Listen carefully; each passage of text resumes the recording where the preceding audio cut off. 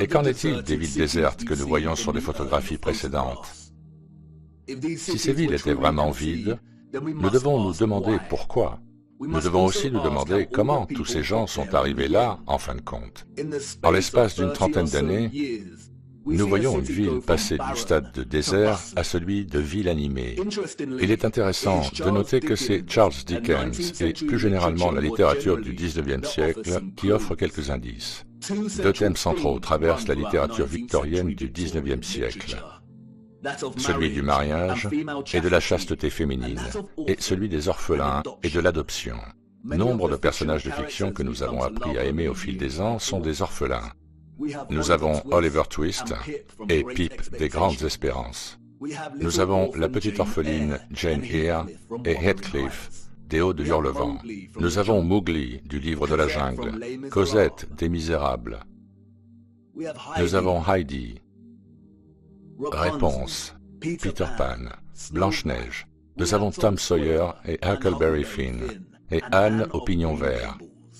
Et ces livres étaient de leur temps. En ce qui concerne la prévalence de l'orphelin, le seul problème est que ces romans romancent l'orphelin en tant que personnage disloqué de la société par défaut, et par conséquent trace le chemin de sa vie comme celui d'une fortune imprévue. Ce n'était pas la réalité. Le thème du mariage et de la chasteté que l'on retrouve dans tant d'œuvres littéraires du XIXe siècle, comme celle de Jane Austen, de Bronte, de George Eliot, Dickens, de Thomas Hardy, de Léon Tolstoï, de Victor Hugo et d'autres encore, n'était rien d'autre qu'une propagande soigneusement déguisée et bien écrite, dont le seul but était de solidifier et de justifier un cadre de valeurs sociales qui séparait les enfants de leur mère.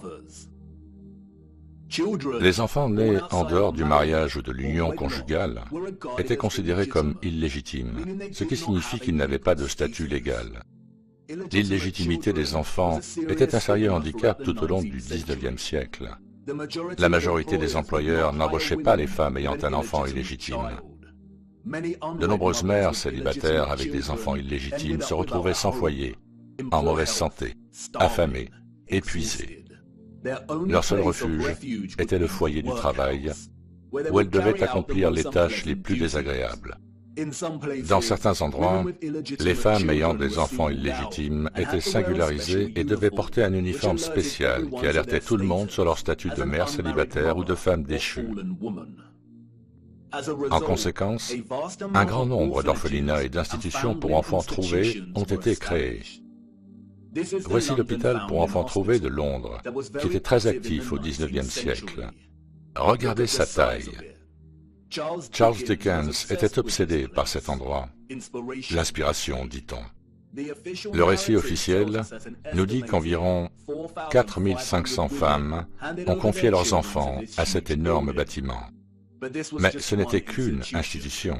Wikipédia nous donne une liste partielle de plus de 64 orphelinats qui ont été fondés au Royaume-Uni au cours du XIXe siècle. Cette liste n'est que partielle. Le cas particulier de la grande quantité d'enfants sans parents au XIXe siècle est bien documenté par de nombreux chercheurs. Et la plupart d'entre eux s'accordent à dire qu'il est presque impossible d'établir des chiffres qui rendent vraiment justice au nombre d'orphelins qu'il y avait durant cette période. Leur trace n'est pas inscrite dans le livre d'histoire. Elle se formait dans la boue et a ensuite été emportée par les eaux. Ce n'était pas seulement le Royaume-Uni, c'était un phénomène mondial. La ville de New York, à elle seule, disposait de 4 asiles d'enfants trouvés qui accueillaient des milliers d'enfants par an. Au début du XIXe siècle, l'Italie signalait 32 000 enfants par an. L'Espagne et le Portugal, 15 000 enfants trouvés par an.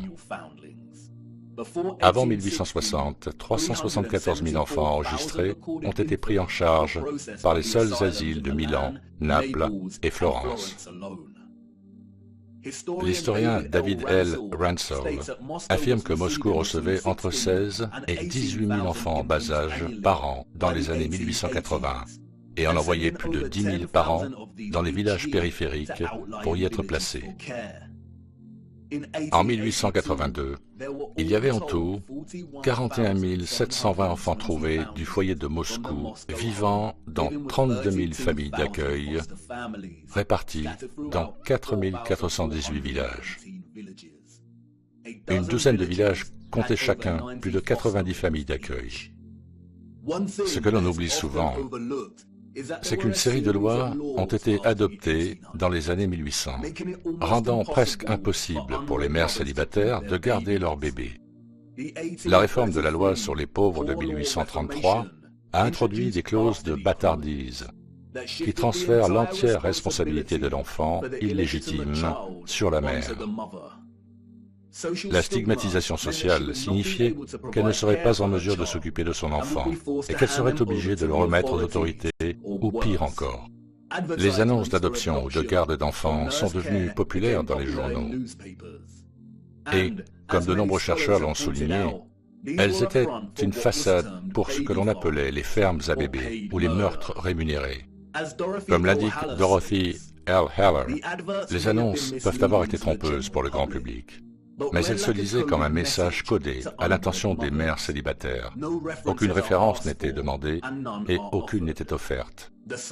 La somme de 11 centimes d'euros par semaine pour garder un nourrisson ou un enfant malade était insuffisante et un enfant malade et un nourrisson de moins de 2 mois étaient les moins susceptibles de survivre et les moins chers à enterrer. On prenait les nourrissons sans poser de questions, et il était entendu que pour 13 euros, on ne s'attendait pas à ce qu'on pose des questions.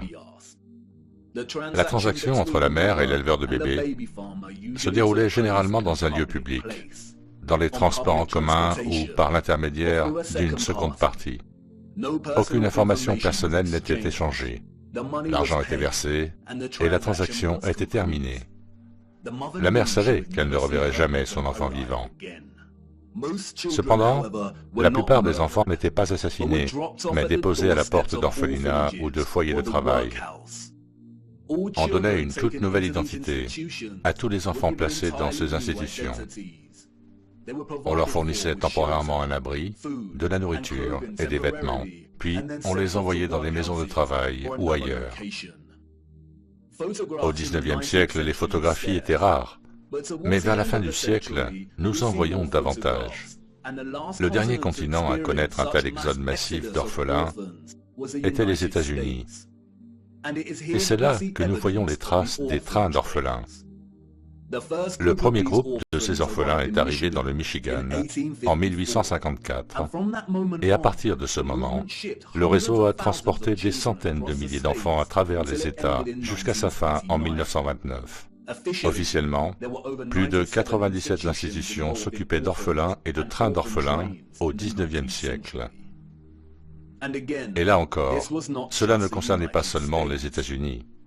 Annie Macpherson entrera dans l'histoire comme une femme qui a exploité plus de 100 000 orphelins et les a expédiés du Royaume-Uni vers le Canada, la Nouvelle-Zélande, l'Afrique du Sud et même jusqu'aux confins de la planète en Australie, pour les vendre comme main-d'œuvre enfantine.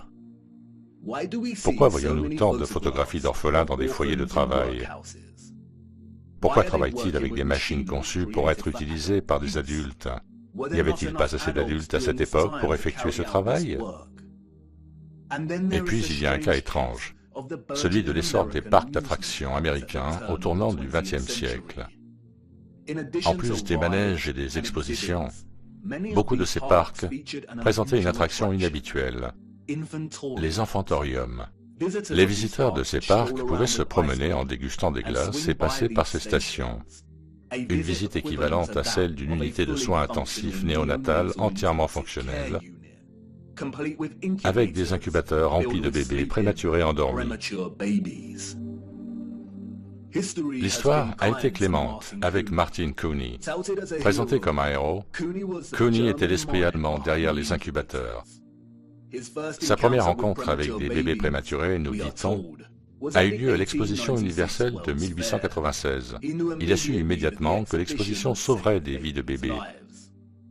La technologie permettant de maintenir en vie les bébés prématurés était coûteuse et il savait que le public paierait pour voir les bébés en couveuse. Il ferait payer un droit d'entrée dans les parcs d'attractions pour générer des fonds afin d'aider ces bébés à vivre. Les infirmières s'occupaient des bébés sous le regard enchanté du public, comme s'il s'agissait d'une autre attraction. Les expositions de bébés prématurés comprenaient des rabatteurs qui tentaient d'attirer le public pour qu'ils viennent voir les bébés.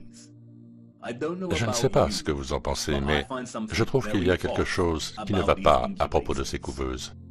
Des publicités annonçant des bébés vivants. Beaucoup de foires où Corny montrait ces bébés présentaient aussi des expositions géniques. Le génisme est un domaine de pseudosciences corrompues qui approuve la reproduction sélective pour améliorer la qualité génétique de la population humaine.